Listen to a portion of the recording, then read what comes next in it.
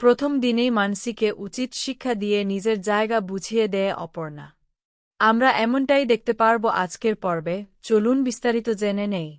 ধারাবাহিকের শুরুতে দেখা যায় রাত 12টা পেরিয়ে গেছে, অপর্ণার ঘুম আসছে না। ঠিক তখনই একটি সুর শুনতে পায় অপর্ণা।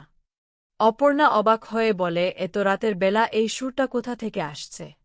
অপর্ণা এরপর জানালাটি খুলে দেখে আর্য বাইরে দাঁড়িয়ে আছে এবং দাঁড়িয়েই কিছু একটা শুরু করছে। অপর্ণা মনে মনে ভাবে, এত রাতে এত ঠান্ডায় উনি বাইরে দাঁড়িয়ে আছেন কেন? এরপর অপর্ণা ঘর থেকে বেরিয়ে যায় এবং দূর থেকে আর্যকে দেখে মনে মনে বলে, কেন আমার মনটা এমন করছে? অপর্ণার মনে হয় এই মুহূর্তেই দৌড়ে আর্য স্যারের কাছে চলে যাওয়া উচিত। অপর্ণা যখন আর্যের কাছে যেতে যাবে ঠিক তখনই হঠাৎ রাজনন্দিনী পেছন থেকে এসে অপর্ণাকে বলে, আজকাল রাত্রি আজ মুখ দেখা নেই, এই কথা বলে সেখান থেকে চলে যায়। অপর্ণা জিজ্ঞেস করে, কে দেখল? অপর্ণার গলা শুনে আর্য জিজ্ঞেস করে, কে? আমি একটু একটু শুনতে পেয়েছি। আর্য বলে, কে অপর্ণা? ঠিক তখনই জোরে ঝড় ওঠে। তপন আর্যর কোনো কথা না শুনে সোজা ঘরে চলে যায় এবং মনে মনে ভাবে, কে ছিল ওই মানুষটি? এরপর সে নিচে নেমে অপর্ণাকে বলে, অপর্ণা কি ব্যাপার? আজ তোমরা কাল রাত্রির কথা জানো না? আজ তো স্বামী স্ত্রীর মুখ দেখার কথা নেই, তোমরা দুজন অপেক্ষা করতে পারলে না? এদিকে আর্য ঘরে ঢুকে পড়ে এবং অপর্ণাকে দেখে তার চোখে কি পড়েছে সেটাই নিয়ে বিভ্রান্ত থাকে। তখন মানসী অপর্ণাকে বলে, মাদার ইনলে যদি যান তাহলে কি হবে বলো তো? ঠিক তখনই রাজলক্ষ্মী এসে মানসীকে জিজ্ঞেস করে কি হয়েছে। মানসী বলে, আপনি কি দেখতে পাচ্ছেন না আজ তো ওদের মুখ দেখার কথা নেই? অপর্ণা তখন বলে, আমরা দুজন দুজনের মুখ দেখিনি। মানসী বলে, দেখার কি বাকি রেখেছ? তখন রাজলক্ষ্মী মানসীকে বলে, ভালো করে দেখে কথা বলো। এরপর রাজলক্ষ্মী অপর্ণাকে বলে, অপর্ণা তুমি নিশ্চয়ই ওর মুখ দেখনি। অপর্ণা বলছেন, আমি দেখিনি। রাজলক্ষ্মী বলে, তাহলে তো কোনো সমস্যাই হয়নি। কাল রাত্রির নিয়ম তারা মেনে চলছে। মানুষই তো সেটা দেখাতেই হবে। কৌতূহল বা এসব কিছু নেয়।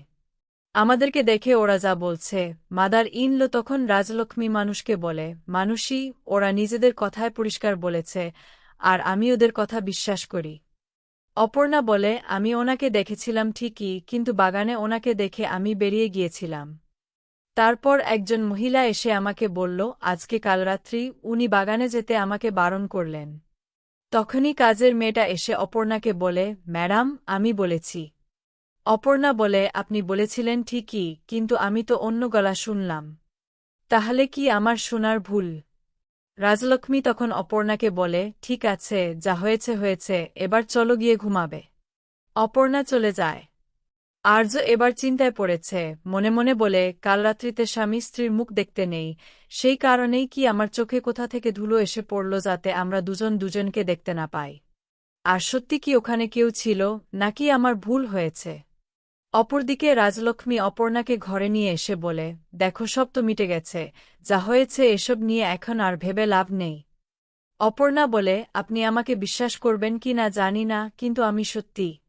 রাজলক্ষ্মী বলে, আমি জানি আমার অপর্ণা কখনো মিথ্যে কথা বলে না, আর তুমি নিশ্চয়ই জানো আমি তোমাকে কতটা বিশ্বাস করি।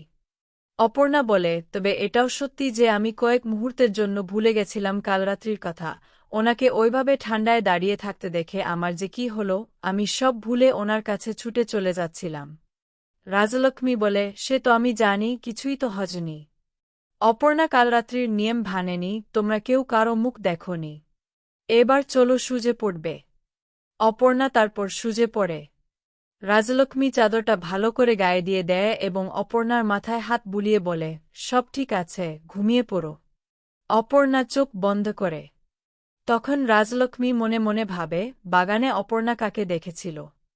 অপরদিকে সুমি ঘুমোতে না পেরে ব্যাগে জিনিসপত্র গুছোচ্ছে অন্য বাড়িতে যাবে বলে। এক এক করে জিনিস বের করতে গিয়ে দেখে যত্ন করে রাখা খেলনাগুলো। সুমি তারপর সতীনাথকে বলে, সব জিনিস তো আর নিয়ে যেতে পারব না, কিছু জিনিস রেখে যেতে হবে। সতীনাথ বলে, মায়া ছেড়ে তো আমাদের থাকতেই হবে, যেখানে আমাদের মেয়েকে ছেড়ে থাকতে হচ্ছে সেখানে আর কিছু নিয়ে কি আসে যায়, তাছাড়া আমরা তো কিছু সঙ্গে করে নিয়ে যাব না, খালি হাতে এসেছি, খালি হাতেই ফিরব। তুমি খুব কষ্ট পাচ্ছ, খুব কাঁদছ। সত্যি? তারপর সুমিকে বলে, আমার খুব কষ্ট হয় জানো তো, আজ পর্যন্ত গোছানো সংসারের সুখ তোমাকে দিতে পারিনি। সুমি বলে, কষ্ট পেও না, আমি খুব সুখী, বিশ্বাস করো। তখন সতীনাথ বলে, এখনও তোমাকে জলের লাইনে গিয়ে দাঁড়াতে হয়, কতবার কথা দিয়েছি ঘর পর্যন্ত জলের লাইন দেব, কিন্তু আমি পারিনি। সুমি বলে, আমার ওসব কিছু চাই না, আমি শুধু তোমার সঙ্গে ঝগড়া করব বলেই বলতাম, আমার এসব কিছুই চাই না। অপরদিকে আর্য মনে মনে বলে, আমি অপর্ণাকে এই যন্ত্রণার মধ্যে থাকতে দেব না, ও খুব সহজ সরল, ওর গায়ে যেন কোনো কষ্ট না লাগে সেটা আমাকে দেখতে হবে। আমি সবকিছু থেকে ওকে রক্ষা করব, সব ভয় থেকে আগলে রাখব। কিন্তু আমাকে যে ভয়টা গ্রাস করছে, সেখান থেকে আমাকে কে রক্ষা করবে? আমিও তো একজন মানুষ, আমাকে কে আগলাবে? এরপর সকাল হতেই সে ভাবে, কাল রাতে কি হয়েছে আমি কিছুই মনে রাখব না, সব ভুলে গিয়ে আবার নতুন করে শুরু করব, আজ একটা নতুন দিন, নতুন করে সব শুরু হবে। ঠিক তখনই মানুষ অপর্ণার জন্য কাপড় নিয়ে আসে এবং বলে, তোমার স্নান হয়ে গেছে, চলো এবার শাড়িটা পরে রেডি হো, ভাত কাপড়ের জন্য নিয়ে যাব। মানসি অপর্ণার দিকে এক দৃষ্টিতে তাকিয়ে থাকে। অপর্ণা মনে মনে ভাবে, মানসি ম্যাডাম এভাবে তাকিয়ে আছেন কেন? তখন মানসি বলে, এই বাড়ির বড় ছেলের কি এভাবে বিয়ে হওয়ার কথা ছিল?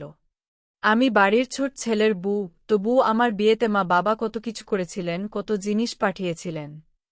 অপর্ণা মনে মনে ভাবে, মানসি ইচ্ছা করেই এসব কথা শুনিয়ে আমাকে কষ্ট দিতে চাইছে। মানসি আরও বলে, আর্যদা তো এই বাড়ির বড় ছেলে, অথচ বিয়ের সময় সবকিছু ঠিকভাবে হল না, সবই মাদার ইনলে সামলেছে, আসলে তোমার মা বাবা আর কি বা করবে, সবাই তো একই ভাগ্য নিয়ে জন্মায় না, সবার কপালে সব জোটে না, যা হয়েছে মেনে নেওয়াই ভালো। অপর্ণা এতক্ষণ চুপ করে সব শুনছিল, তারপর ঠিক সময়ে মানসিকে উচিত শিক্ষা দেয় এবং বলে, আমি বয়সে আপনার থেকে ছোট হতে পারি, কিন্তু সম্পর্কে বড়, তাই এভাবে কথা বলা ঠিক নয়। মানসি অবাক হয়ে বলে, কি বললে তুমি? অপর্ণা তখন মনে মনে ভাবে, আমি হঠাৎ এসব বলে ফেললাম কেন? এরপর মানসি আর কিছু না বলে সরে যায়। অপর্ণা নিজের মনেই ভাবে, আমি হঠাৎ এমন কেন হয়ে গেলাম, কেনই বা এসব বললাম। অপরদিকে রাজলক্ষ্মী একটু কথা বলে তারপর বলেন, তোমরা একটু এদিকে থাকো, আমি দেখে আসছি ওদিকটা রেডি হয়েছে কিনা। ঠিক তখনই অপর্ণাকে খুব সুন্দর করে সাজিয়ে আনা হয়।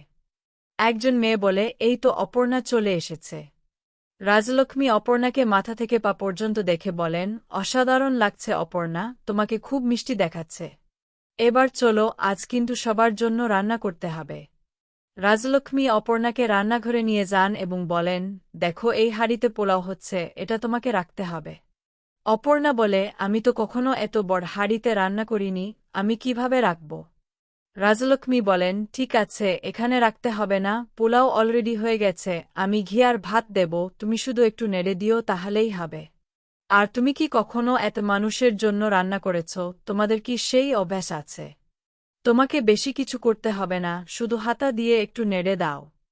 অপর্ণা মন দিয়ে পোলাও নাড়তে থাকে। তখন রাজলক্ষ্মী বলেন, তাহলে এবার আমাদের নতুন বউ পোলাও সার্ভ করার জন্য রেডি।